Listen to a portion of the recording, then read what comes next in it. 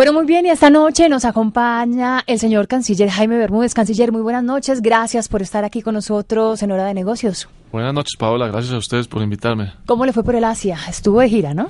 No solamente yo, estuvimos 5 ministros. Estuvimos en varios países. Estuvimos primero en Emiratos Árabes, donde vamos a abrir embajada. ¿Ah, sí? Qué bueno. Después estuvimos en India. Después estuvimos en Singapur.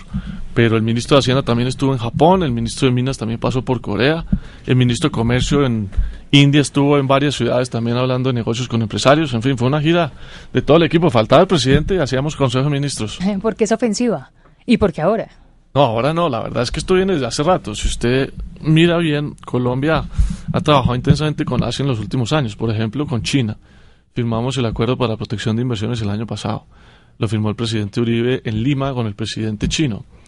Con India acabamos de firmar hace 2 semanas, precisamente que estuvimos este acuerdo también de protección de inversiones. Pero con Japón tenemos un esquema que viene funcionando desde hace un par de años con un grupo de notables, donde esperamos avanzar en firmar un grupo de acuerdos de esta naturaleza en lo que se llama en inglés el Economic Partnership Agreement, que es un acuerdo como amplio que recoge todos estos temas. Con Corea venimos trabajando desde hace rato, pero hemos decidido ya avanzar en la negociación de un tratado de libre comercio. Es decir, lo que se está haciendo es definitivamente una estrategia a mediano y largo plazo. Pero mire, le cuento una cosa particularmente que yo creo que es interesante. Hace un año creamos por decreto un sistema de coordinación de política exterior, que es lograr que todas las instituciones públicas y privadas articulen los intereses nacionales de política exterior sobre la base de las prioridades que define obviamente el gobierno nacional, que es quien tiene la responsabilidad de definir la política exterior.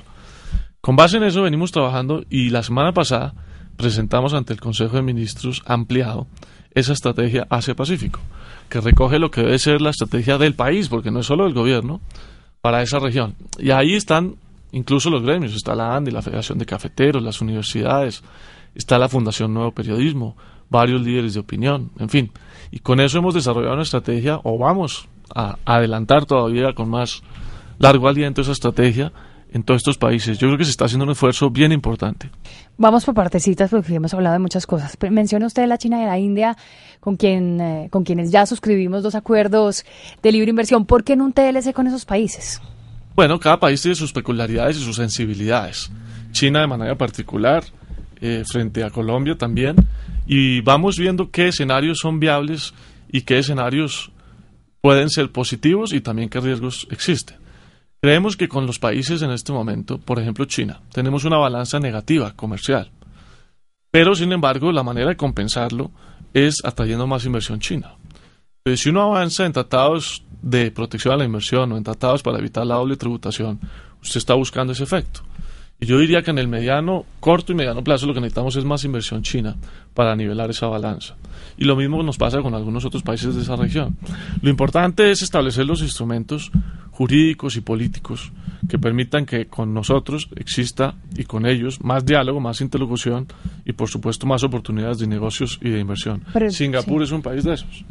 Singapur es un país que no obstante siendo muy pequeño, tiene un Producto Interno impresionante, una capacidad de exportación impresionante, una capacidad de inversión extranjera impresionante y eso hay que capitalizarlo. No tenemos TLC con China más porque nosotros no queremos, no por falta de voluntad de ellos.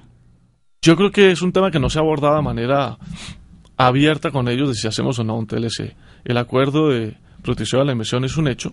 El tema del TLC tiene sensibilidades sin duda allá y acá de manera particular y en algún momento quizá lleguemos a esa etapa. Estos son temas que corresponden de manera más específica al Ministerio de Comercio que a la Cancillería, en lo que tiene que ver con las negociaciones. Y yo tengo que explícitamente, primero, hacer un reconocimiento a la gestión que el Ministerio de Comercio ha adelantado en todos estos temas.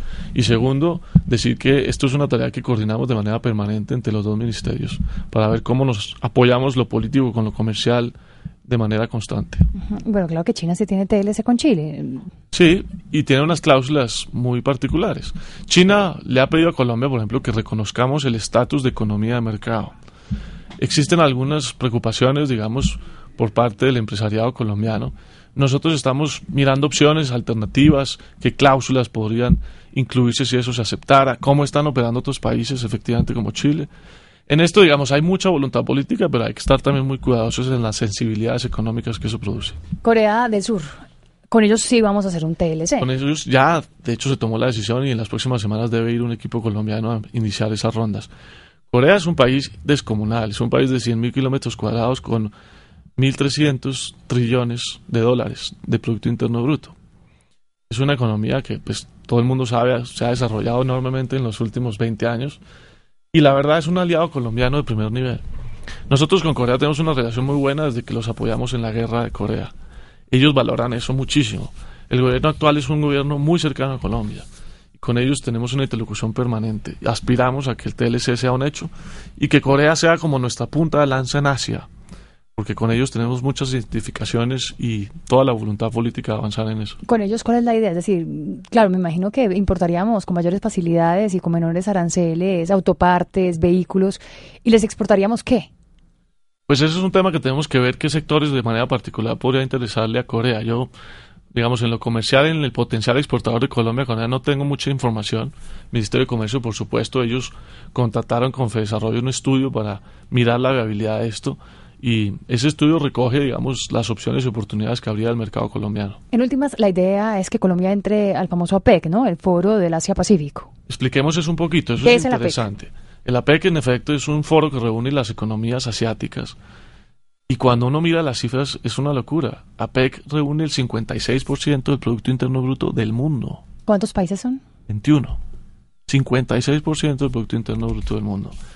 Ahí, por supuesto, están además las economías que hacia adelante van a jalonar el desarrollo mundial. El crecimiento de las economías después de esta crisis no va a venir de países como Estados Unidos o Europa, quizá ni siquiera de Japón. Cuando uno mira las proyecciones, por ejemplo, que tienen expertos internacionales, aparece primero China en los próximos 20 años. India ocupa un lugar prioritario también ahí, en segundo o tercer lugar. Lo mismo le pasa a Corea. Colombia, además en los estudios y análisis que hemos hecho con el Ministerio de Comercio, vemos que el potencial de inversión y de comercio con Asia para Colombia es enorme. Y hoy día, digamos, lo estamos desperdiciando, por decirlo de alguna manera, o hasta ahora estamos como empezando de manera mucho más decidida a meternos en eso. Yo creo que hay que acelerar ese proceso. ¿Cuándo entraríamos? ¿Acelerar es cuándo? No, acelerar ese proceso es ya, es decir, se viene haciendo, como le decía, en las negociaciones, los acuerdos, etcétera, en las visitas, pero tenemos que trabajar en esta estrategia de manera más integral, sector público y sector privado, que es lo que yo creo que es particularmente innovador y propositivo en lo que se está haciendo ahora. Y con respecto a APEC, APEC tiene lo que se llama una moratoria de ingreso de nuevos países. Ellos decidieron que ningún otro país iba a entrar hasta el 2010. ¿Ningún socio nuevo? Ningún socio nuevo, de ninguna región. Pero ya hay de América Latina. Claro, está Perú y está Chile. Pero, como ellos decidieron que no iba a ingresar a ningún país, también establecieron que en el 2010 evaluarían si entra algún otro país. Colombia está aspirando a eso. Si APEC levanta la moratoria, que es como se llama eso, Colombia aspira a poder ingresar. Nosotros hemos encontrado apoyo en muchos países. ¿Cuántos Corea, de esos 21?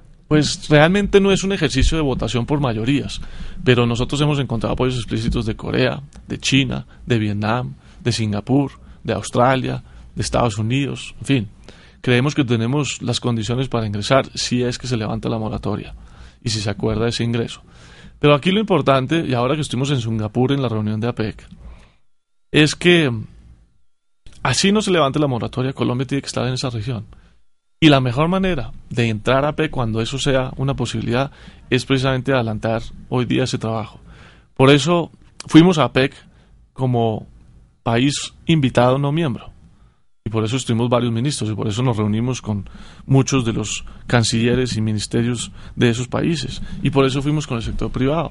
Y por eso la ANDI firmó varios acuerdos con todos esos países de esa región. En fin, estamos claramente decididos a meternos en ese trabajo. En términos prácticos, ¿cuál es la ventaja de entrar a la PEC? Es decir, usted dice, claro, es el 57, 54% del Producto Interno Bruto del mundo. Pero en términos prácticos, ¿eso se refleja en qué?